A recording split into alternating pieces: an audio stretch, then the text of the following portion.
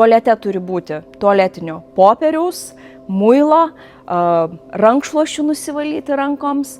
Taip turbūt turėtumėm suvokti, kad kiekviename tualete, švietimo įstaigoje ar kitoje institucijoje privalėtų būti ir menstruacinių higienos priemonių dėžutė.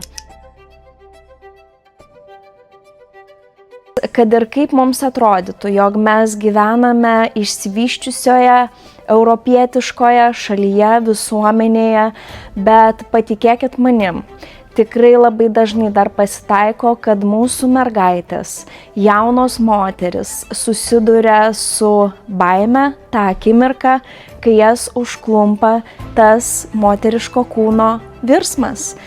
Šiandieninis mūsų susitikimo tikslas, konferencijos tikslas yra pasidalinti gerais pavyzdžiais ir tik keletą švietimo įstaigų savo iniciatyvą įsirengė menstruacinių higienos priemonių dėžutes mokyklose mergaitėms ir paskatinti kitas švietimo, ugdymo, visuomeninės įstaigas, kur lankosi jaunimas, tai padaryti arba net kalbėti apie tai, jog turėtų būti menstruacinių higienos priemonių dėžutė įtraukta į higienos reikalavimų aprašą. Ir žinote, kas labiausiai nustebino, jog organizuojant šitą konferenciją teko skambinti į Švietimo, mokslo ir sporto ministeriją, apturėti pokalbį su vienu iš atsakingų asmenų, ir tai buvo vyras.